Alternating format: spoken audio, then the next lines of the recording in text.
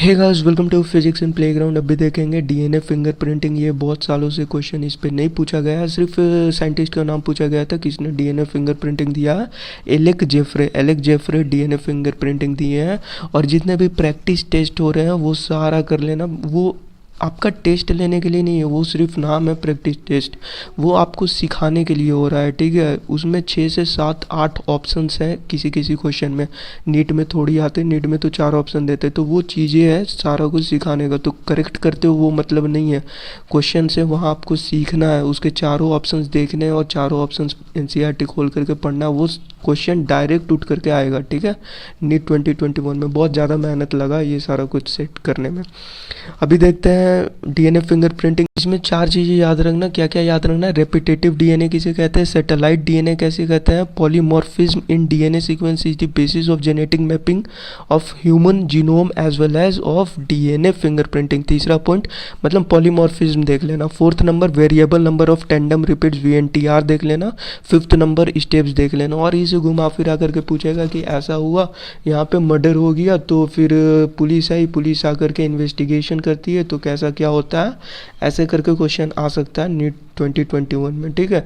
तो फिर उसमें कौन सा टेक्नोलॉजी या टेक्निकल चीज़ें यूज़ किया जाता है या बायोलॉजिकल टेक्नोलॉजी यूज़ किया जाता है उसे डिटेक्ट करने के लिए जो मर्डर किया है, ठीक है, उसे पहचानने के लिए। तो वहाँ पे डीएनए फिंगरप्रिंटिंग लगा के आना। ऑप्शन में यही रहेगा, डीएनए फिंगरप्रिंटिंग रहेगा, जेल इलेक्ट्रोफोरेसिस रहेगा, पीसीआर रहेगा, और एक और है 2016 में पूछा गया ऑप्शन एक है, बता दूंगा वो मैं कम्युनिटी पोस्ट पे डाल दूंगा, ठीक है। तो इसका स्टेप याद रखना। पहले होता है आइसोलेशन ऑफ डीएनए, फिर होता है digestion of DNA by restriction endonuclease.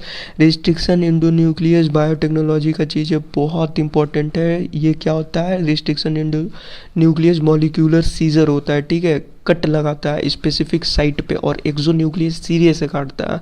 Separation of DNA fragments by electrophoresis. Electrostatics पढ़े हो ना, तो क्या होता है, चार्जेस होती है, तो जो हल्की होती है वो दूर तक जाएगी। देखो भैया, फोर्स लगाओगे तो जो हल्की होगी उसे ज़्यादा आप पुश कर पाओगे, ठीक है, और जो भारी होगा उससे थोड़ा तो लगेगा ना, उसमें एनर्जी ज़्यादा लगेगा और पुश भी नहीं हो पाएगा, वो उसकी मूवमेंट कम होगी, ठीक है। तो ये पूछा गया था जेल इलेक्ट्रोफोरेसिस का कॉन्सेप्ट, ये भी बायोटेक्नोलॉजी में बहुत अच्छे से दिया हुआ, वो पढ़ लेना। क्वेश्चन है, ये सब क्वेश्चन उठ करके आएंगे। फिर ट्रांसफरिंग ब्लोटिंग बोलते हैं इसे, of separated DNA fragment to synthetic membrane such as nitrocellulose और नाइलॉन।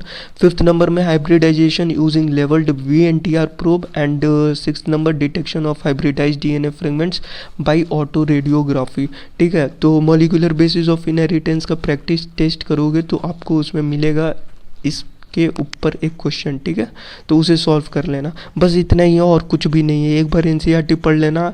आइडेंटिकल ट्विंस वगैरह का कुछ कहानी दे रखा है कि जैसे मान लो ट्विंस होते, तो ट्विंस का तो उसका क्या डीएनए फिंगरप्रिंटिंग सेम होगा या डिफरेंट होगा, मतलब जो फिंगरप्रिंट होता है ट्विंस का अलग होता है या सेम होता है, इस पे भी क्वेश्चन पूछा जा सकता है। ये एक थोड़ा लॉजिकल चीज़ें है। So thanks and best of luck for your exam. मिलते हैं नेक्स्ट क्लास में।